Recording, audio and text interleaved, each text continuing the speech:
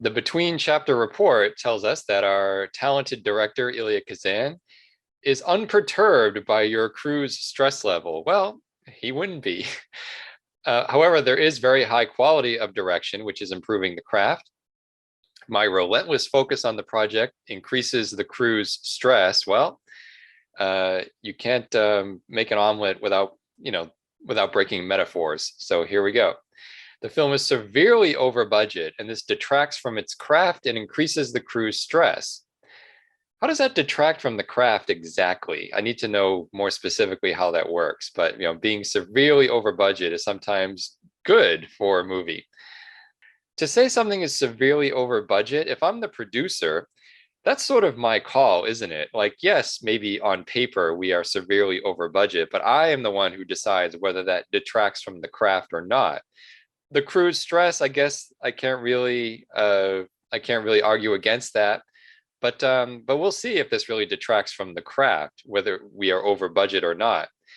However, we do have a brilliant screenplay, and that's bringing out the best in our actors. Marlon Brando shines in a well-suited role. Elizabeth Taylor shines in a well-suited role. It looks like we are definitely on a different path than we were in the previous playthrough, which is great. I mean, it's great to have all of these details be so well integrated into a new narrative, a new story of, let's say, a successful production. But let's see what happens. Chapter 5. We have now a problem. Well, okay, I see our pushback against Jonathan Creed has resulted in our tires being slashed in the parking lot with a spray painted message across the rear window that says "Pinko Traitor." Oh no. Our niece Josie is with us. We are driving her to the library to finish her homework. I guess that's fine. Take her to the library. She's not coming to the set. But Pinko Traitor. So now we're having some pushback on our pushback. This is good. I mean, this is good in that we are achievement unlocked, Red Scare. We are getting harassed for not being cooperative with Jonathan Creed and his anti-communist witch hunt. Now we are bringing our niece home an hour later. Now it says, I knew with this new wave of anti-communist sentiment sweeping through my industry that I might take some professional hits for my beliefs. But the game is telling me you made your choices about how to treat Congressman Creed and you stand by them. Okay. Says, but I never thought about my professional decisions touching my personal life like this and the lives of the people close to you. I think I saw this coming. I mean, that's partly why I'm pushing back so hard against Jonathan Creed, because of what I see happening to the industry and how it is touching people's personal lives in a way that is very extreme and also very regrettable, as history has proven. It says, you've heard people say better dead than red before. You never stop to think about who might actually mean it. Now, let's see. I pour myself a drink, trying to clear my head. Maybe you'll have to be more careful about what you say in future. Maybe if you started to become visible as a public figure protesting Creed's committee, maybe you need to start doing something to fight against that perception and step back out of the spotlight.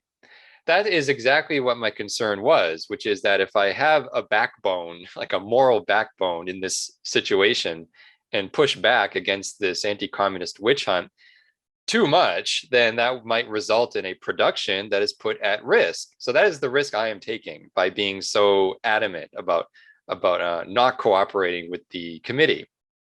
So I have to strike an appropriate balance here. Like, my whole goal here is to have a successful production. And now, however, I am not going to sort of cave in to the demands of Jonathan Creed and his censors, because that would result in a bad production, letting the production simply be taken over by the government. At the same time, though, I don't want to push too hard against the government, because that might result in a shutdown of the whole thing. So this is good. I mean, the game is very good at arranging the situation such that there's no real right choice or wrong choice. There's just the choices you make. And if you're consistent with those choices, there will be consequences. But let's see now where this particular chain of decisions takes us, where we're going to be pushing back against the witch hunt. And now a few weeks have passed by, and Ilya Kazan is a marvel, directing the cast and crew like extensions of his own hands. I love these metaphors, by the way, really colorful metaphors for us. And you're grateful now that you've hired someone as legendary as he is. The material's coming to life under his supervision in a way that's incredibly exciting. Marlon Brando and Elizabeth Taylor are doing a great job in front of the lens with their roles, and watching the footage has been a real pleasure. Now the crew are doing their best, and they're balancing stress with ease on the set. I mean, yes, they have to be the ones to strike the balance. But the quality of their output seems rather lackluster. Oh no.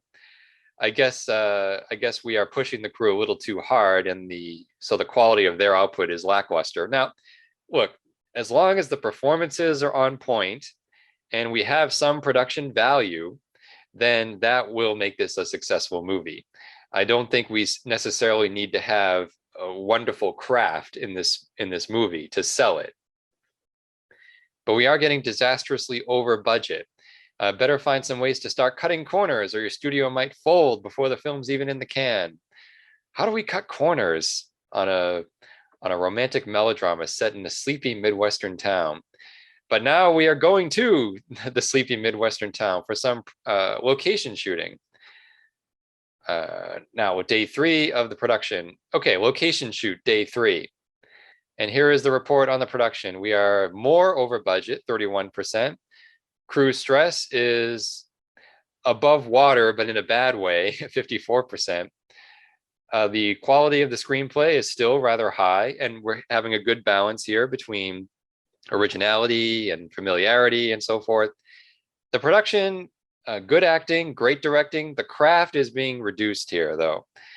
Now, what do we really mean by craft here? I think it's important to point this out, that I assume what the game means is things like lighting, things like production design, which includes costuming and makeup and hair. Like, those things might not be as high quality as they could be because of the stress we are putting the crew under, where they're being forced to sort of figure out like how to get the best job done in the stressful environment. But for this particular movie, I don't think with a Western or a period film or a science fiction spectacle, I mean, craft is really going to be the selling point of those movies. It's not really that necessary for this particular movie. So I'm not concerned at all about the low quality of the craft. I don't want to go way over budget though and have to shut us down. That would be a disaster. So we'll see where we can cut corners if possible. Now we have our mental check. Our personal stress is above water in a bad way. And now here's what I like. We are giving more attention to the project, less attention to the people. And our personal relationships are not doing well with anyone, really. With Zeno Cooper, 46%, with our niece and with Burt McKenzie, not very good relationships. But that's the point. We want to emphasize the project over the people. You notice that Burt McKenzie seems to be avoiding you lately. He's doing his job, it seems distant. Good. Now, after the frantic run-up to a departure and successful couple of days on location, now we're just killing time. We want to show off the location with a postcard. All right, so where are we, basically? Last time, I believe we were in the desert, desert dune, the deserts of Morocco. Now we are in a sleepy Midwestern town. Let's see, what do we want here? That would be, well, we only have a couple of choices here that would be appropriate. Rugged red rock countryside. No, that's more of a west, more of a west kind of thing, like someplace in Utah or something like that. The windswept prairie. I think that's more of what we're talking about here. The windswept prairie. Certainly not a charming European village or a foreign metropolis. So let's go with a windswept prairie. Now, windswept is a little bit of a threat there, I think. I think In the previous playthrough, we had a problem in the desert. There was an accident out there because of the elements. Well, if we're going to be in a windswept prairie, I assume we're going to be beset by forces beyond our control, particularly high winds. All right. The trip's been lovely so far. The scenery is stunning, and it's going to look breathtaking in color. Waves of rolling grass from horizon to horizon. Says there was quite a hullabaloo among the locals when Elizabeth Taylor stepped off the plane. I'm sure there was. Within seconds, a crowd had formed, eagerly requesting autographs, which she graciously signed. She's quite popular here. And apparently, it says she already had to turn down 2 marriage proposals from enthusiastic locals. Okay. There's been delicious food. I've been craving more ever since. All right. I bump into Zeno Cooper, our assistant director, who is clutching a handful of souvenirs and is saying, oh, okay, was thinking of me last night. And now it's interesting. Here's a character moment for us where the local diner, or someone at the local diner, the cook, was very insistent that Zeno Cooper and other members of the crew do things a very specific way. Hold the fork this way. Don't put the napkin here. That sort of thing. And Zeno tells me that it reminds me of you, Mr. Zoo. Don't let him get in the way of your dream. So I guess we are being compared with a very overbearing owner of a diner. But we are being supported in this. This is considered a good thing, which it should be. I mean, we are running a production here. We're not on vacation. So it says, it seems like everyone's collecting stories to tell. Now here I decide how much of this movie will be shot on location. And says most of the film will be shot on location, a good third on location, or only a few short scenes. We're going to do only a few short scenes on location. Again, this is a romantic melodrama. And if we're going to use Streetcar Named Desire as a kind of model, at least dramatically speaking, in terms of the setting, like we'll have some location shooting to establish the location and maybe have a climax, but we are going to be mainly indoors with indoor scenes. So we'll be on the set. Only a few short scenes will be shot on location. All right. Part of the slow start has to do with color film stock that the DP, director of photography, brought along for the location shoot. And we've lost a lot of time to reshoots to capture the natural light. I guess we have a very demanding DP here who insists on capturing the natural light of the sleepy Midwestern town. It says color, some points here about color, that it's rare enough that only the crew doesn't have a lot of experience with color. That's probably very true. But there are gorgeous saturated images that are capturing this beautiful place and that are worth the extra expense. Now there's a nearby motel serving drinks. And now what do we do for our social life here while we're on location? I'm not interested in anything social here. And here's a practical thing here. Make that long distance call I've been putting off to the studio accountant to talk about the budget. Should we do this? Should we talk about the budget? Or should we have meetings with the cast and crew? Or spend an evening recovering? Well, no, there's no time for recovery during production. Now, if I have a meeting with the cast and crew, that probably will help the production in the short term, in the immediate term. But maybe we should talk to the accountant about the budget. I mean, but at this point, has the budget really become a threat? I think the immediate threat here is the crew's lack of support that may result in craft becoming at a point where it actually is detrimental to the production. So why don't we have meetings with the cast and crew? Now, it doesn't say whether they want meetings, right? I mean, if we have meetings with the cast and crew on the evening, maybe they just want to relax and don't want to have these meetings. So having meetings with them might actually increase the stress level when my goal is actually to decrease the stress level. So it's an interesting choice here. Okay, let's see how spending an evening with the cast and crew might actually improve the production. if it doesn't improve the production, or at least the craft, then I'm going to simply avoid those choices across the board. So even though this is a little against what I was planning to do, which is emphasize the project over the people, I feel like we're at a point where too much emphasis on the project might actually destroy it. So by spending the evening with cast and crew having meetings, hopefully that will prevent us getting to that point. The budget concerns we can worry about later. Okay, so we're going to spend the evening with the cast and crew. There's half a dozen people that I urgently need to speak with to keep Miss Rita on track. And here it acknowledges my situation. So the craft in particular has been suffering, but a couple hours of pep talks, pointed critiques, and shop talk later, you feel the biggest crises have been averted. The job of a producer is never done. Absolutely correct. Okay, so that's good. I think we had a good result here. Now the next morning, everyone is up at the crack of dawn, but we seem to be slow in getting out. So what should I do? Time to crack the whip. Time is money. Yep. Yep. Time to crack the whip. Time is money. You start barking orders and rallying the troops. This is no time for dilly-dallying. Everything's loaded up and on the road. We are squeezed into a truck with Mr. Kazan, heading out over the overgrown grassy track in the pre-dawn light. Ilya suffers the bumpy road in silent dignity for a while, then turns to you.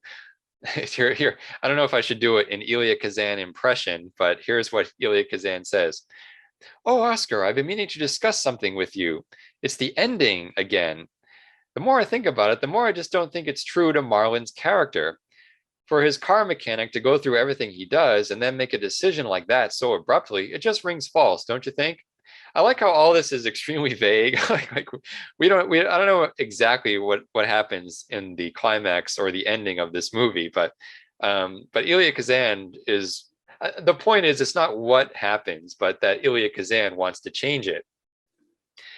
And now I'm worried about this. Now here's where when you hire an artist or you hire someone who is a big name or a prestige name like Ilya Kazan, this is going to happen. They're going to, in some way, take over the production.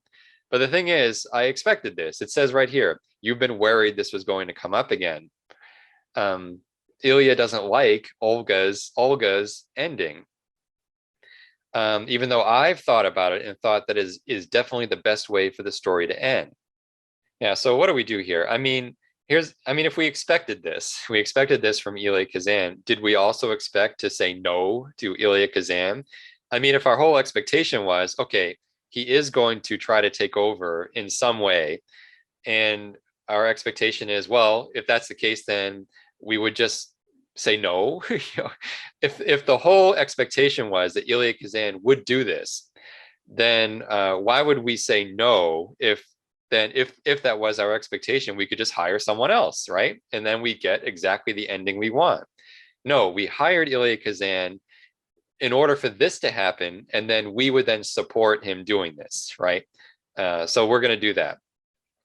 But it does give us a couple of choices here, actually 3 choices, where we can discuss it for a while, or agree to some changes, but he needs my explicit approval for each one, even if that causes delays. Or we say, let him make whatever changes he likes, even if that incurs redesign expenses. But now it says that's only available if the budget is below over 20%. That's not where we are. We are 30 something percent over budget here. So we don't even have this choice here. So we're going to agree to some changes, but he needs my explicit approval for each one. That's fine. Even if that causes delays. Well, hey, that's fine. Yes, Oscar, of course, you'll have full approval over everything. So Ilya Kazan is on board. Nice to know I have a bit of leeway to fix things up. I have a headache. Okay, now the weather is coming. All right, the overcast skies delay a number of shots the DP was hoping to have with bright sun.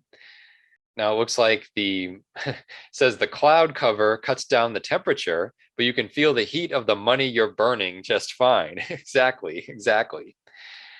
By early afternoon, some truly ugly clouds have gathered on the horizon. Damn, with one delay after another, you're well behind schedule. Eugene says maybe we should just call it. We can't call it because we are already 30% over budget. So there's still time before those clouds get here. Try to keep my cool and get one more shot. Or just the threat of weather is not enough to stop Oscar Zoo. Keep shooting as long as we can. Uh, keep shooting as long as we can. I mean, for crying out loud, we went all the way out here to the Midwest to shoot this location footage. We're going to keep shooting as long as we can. It says as long as we can. It doesn't say all day, all night, no matter what happens, right? As long as we can. It was such a beautiful morning. The storm might not even head this direction, or it might blow right over. Exactly. You can't control the weather. It says you're in the middle of a take when a deafening crash of thunder booms around you. All right, we're in a downpour. Oh, Lord, the equipment, Eugene shouts. Everyone is drenched. Some of the gear is ruined and nobody is very happy. Well, that's life.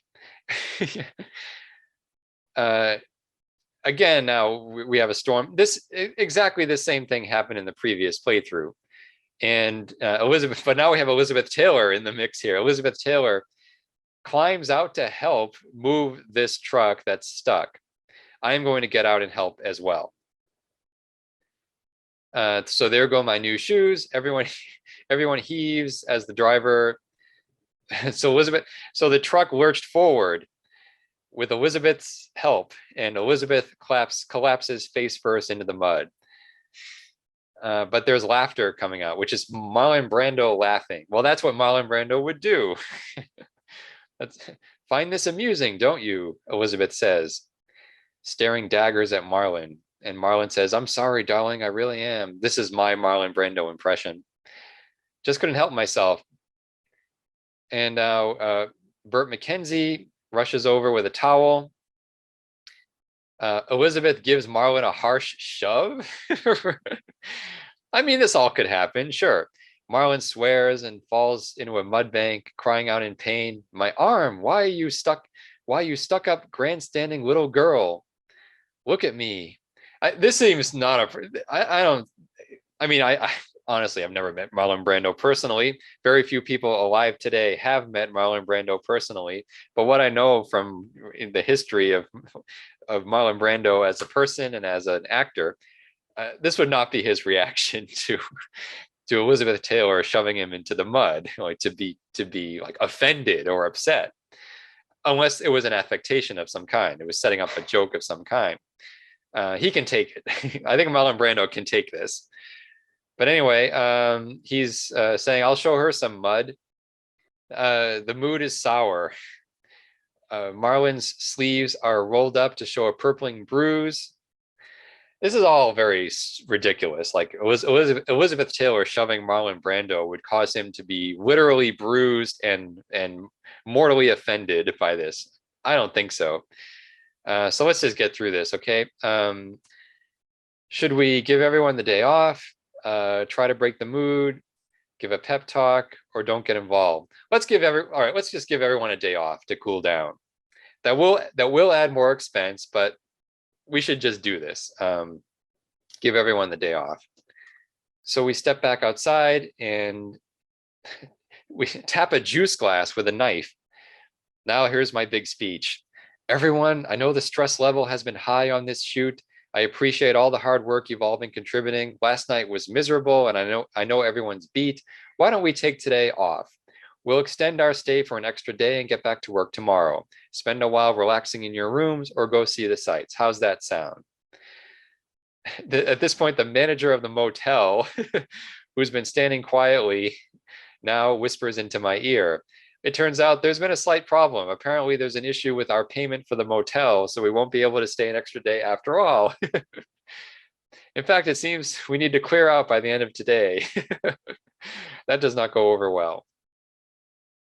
We didn't pay our bills to the motel, so we're out. Now everyone's more exhausted than they were at breakfast.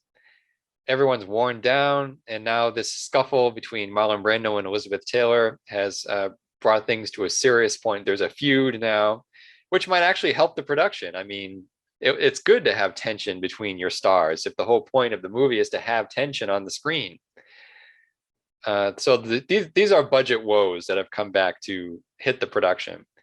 But the weather does settle down. The rest of the shoot passes uneventfully, and hopefully that will be the last of the major crises. I doubt it. All right, between chapter report, we still have a high quality of direction. The craft has improved.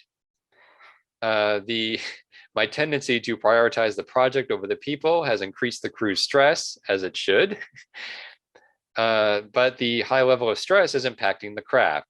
So I actually have the director now is the one who's actually elevating the craft. The crew is demoralized and verging on incompetency at this point. This film is severely over budget, which it detracts from the craft. But we are doing very well screenplay wise and with the performers. All right, chapter 6. And now we are talking with Fish Grundy, and we are having a drink. And now Fish is saying, how's the shoot going? All right, here is how the shoot is going. It looks like we are a little less over budget than we were, 24%, but the crew stress is now higher at 66%. The screenplay is the same, but it looks like things are doing very well with acting and directing, and craft is not so bad. I think on balance, it's actually in a good place. Personal stress is up. The personal stress is a bit higher. The project and the people, still a good ratio here, with most energy put towards the project. And personal relationships are still in the tank, which is good. It says you've been having trouble sleeping lately. Every night you're exhausted. If you don't find a way to lose some of the stress, you're going to wind up in the hospital or maybe an early grave. This is melodramatic here. This is this state. We're not going to wind up in the hospital. And it looks like we're well over the halfway mark, but still some hard work to come. So Grundy is telling us about the office, and we went through this last time, talking about changing the office. Nothing really came of that, I don't think, changing things in the office. And now we are going to talk a bit more about the Jonathan Creed, who has now paid Fish Grundy a visit. And now we're going to stick by our plan here to be against this whole witch hunt, with Fish Grundy now being targeted. So we're going to say, what was he whining about? What was Jonathan Creed whining about to you? Or I can actually be sarcastic and say, now Fish, the man's doing an important job. No, what was he whining about? So Fish says that Jonathan was probably just a lonely, poor little man, had all kinds of questions, rumors about Fish Grundy. Yeah, same as before. And he says that Fish Grundy politely declined to cooperate and name names, and said that I believe I told him my private affairs were none of his goddamn business, and he could run along off for a warrant if he really wanted to piss away American tax dollars investigating me for entering and leaving an apartment building in broad daylight, and didn't mind becoming a laughingstock down to the police station, where I believe they're pretty big fans of Hollywood legend Fish Grundy and don't cotton to frivolous crybaby demands on police time. And says, well, that probably wasn't too polite at all, now that I think of it. Yeah, no, that wasn't too polite, but it was appropriate. All right, after seeing Fish out, we head back to our place for an evening out. Now, what are we gonna do in our evening out? I'm gonna forget the movie. Last time I went to the movies by myself, which was stupid, but that was the whole point, to make stupid decisions. Now I'm gonna forget the movie and stay at the studio to take care of some paperwork. Hopefully that will be good for the production. And so I'm spending the night alone at the office, scribbling with my pencil, muttering to myself. I end up wandering further than I expected and finally realize I'm starving. So I head into an Italian restaurant. And as I'm at the restaurant, so now here's the fire. The fire occurs Is anyone inside? No. So stage B is burning. I only have a couple of seconds to decide what to do. If the fire spreads to C stage, in the previous playthrough, I just left it to the professionals. But now I'm actually going to take action here. Now here's the choice here. Because of the stress I've been under lately, I'm hardly at my best as a leader. So I could look for survivors in B stage before the fire department gets there. On the other hand, the firefighters are on their way, and so maybe we should do something about the negatives that are in C stage. Is the fire going to spread to C stage? It didn't last time. I don't think the fire got to C stage. So we're going to turn to B stage and look for survivors. You roll up your sleeves and prepare to run into the burning building. Very unlike my character in the previous playthrough. You see a couple of crew members nearby and take a split second to consider, should you ask anyone else to risk their lives and help you? Or is it something to do alone? Yes, I'm going to need help. Here's the thing. I mean, as ruthless as my character is at this point, putting the project over the people, when it comes to something like this, I mean, safety and life or death decisions, you can replace movie making. You can replace movie making. You can't replace people. I mean, you can't, if you lose, if there's a loss of life or an extreme situation like this, a fire on the set that injures people, that's something you can't get back. However, if something happens to the production, I mean, you can recover at least some of that. So, so the right thing to do here is to look for survivors and to get help in doing that. It says I can't risk anyone else getting injured, but the thing is, I mean, we're all in the same boat here. We're all, trying to we're trying to do the right thing here and look for survivors. So I think I'm right to ask for help here. It says achievement unlocked, heroics. So, my character is so heroic in this moment. You start barking orders and people begin to respond. You've been a leader before, after all. And so let's move. We're rallying the troops. And we throw open the doors, and I dispatch deputies to check every corner where someone might have been working. And yes, there is a shout from the back room, and I rush to its source, coughing against billowing clouds of furnace hot air. There is a worker trapped under a burning beam that's fallen from the rafters. None of this happened in the previous playthrough. This is great. Another crewmate is trying to push it aside. So we save that person's life. But the crew member's his leg is crushed. But we drag him out, dodging burning splinters dropping from above. And the crew member says, "I'm sorry, Mr. Zhu, I didn't notice. Working so hard, I didn't notice the smell of smoke until it was too late." Okay, so it's a carpenter. So we put the injured carpenter on the ground, and it looks like the fire department has arrived, and it looks like B stage is toast. Most of it still stands, but it's totally gutted. But what'll happen to Miss Rita? I don't know. Next chapter. Okay, now here we are going to the house of someone who will save the production with money. The previous time I did this, I went to the house of Greta Garbo, which was a lot of fun to do, but Greta Garbo got involved in the production. That was a sort of compromise there. So let's do a different choice here. In the meantime, let us now look at the production. We are nearly bankrupt. The project is on hiatus. The crew stress is actually down. The crew stress is actually below 50%. But the quality of everything is still high, so that's good. And but personal stress is way up there, 75%. Now, who is going to own this house? Is it going to be my wealthy sister Romana?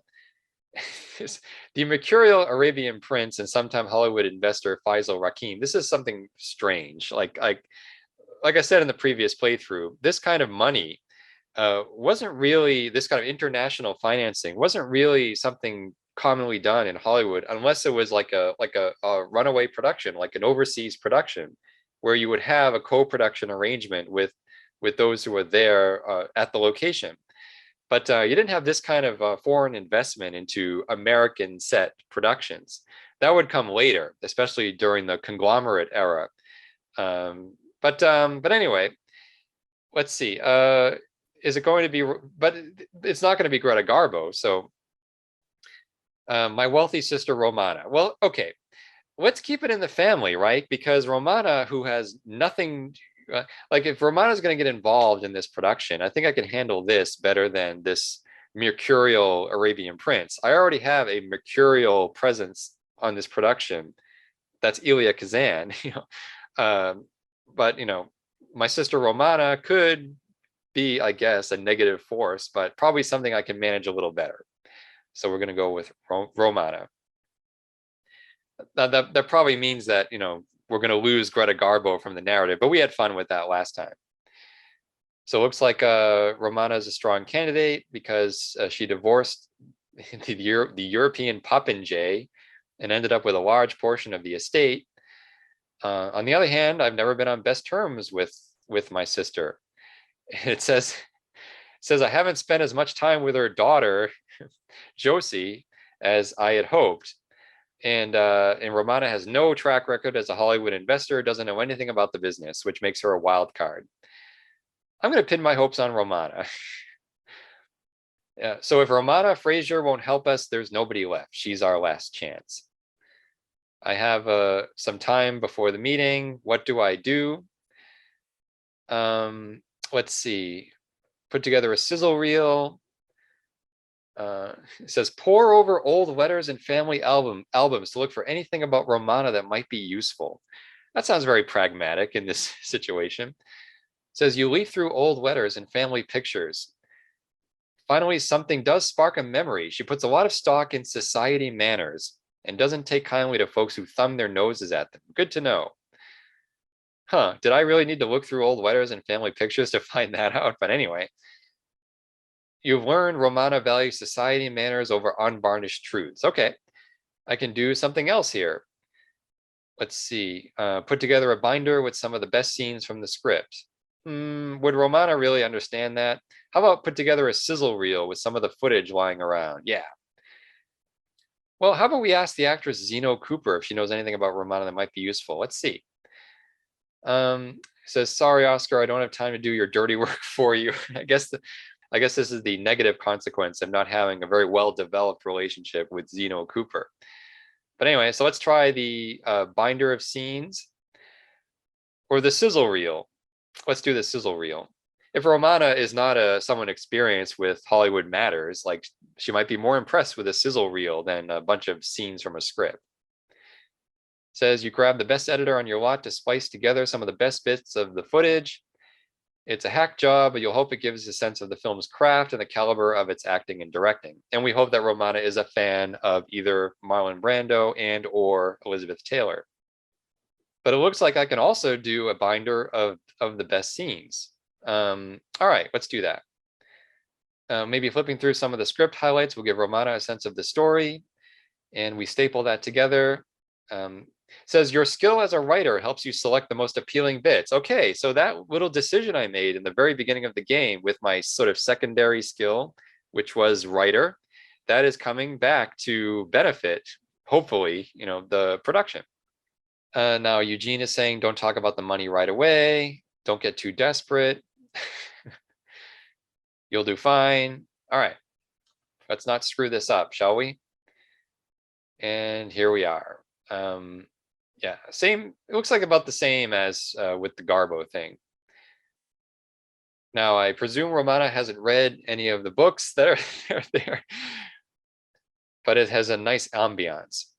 I notice an abandoned newspaper with a familiar face on the cover.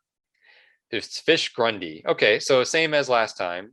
This is now news that Fish Grundy has been held in contempt for not cooperating with Jonathan Creed and the House Un-American Activities Committee.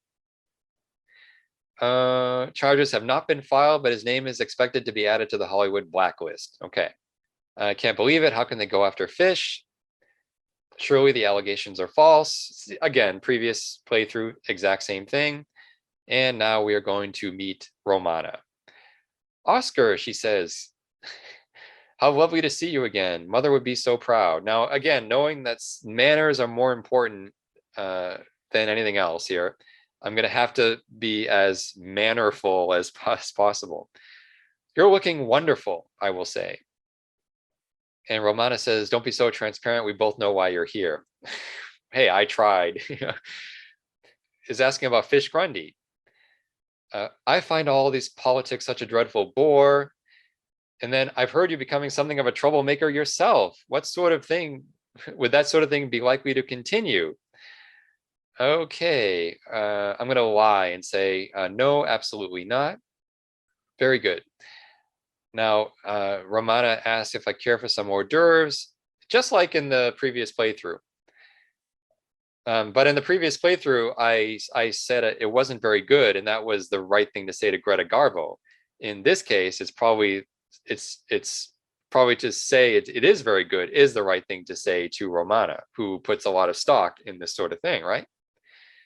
It's delicious.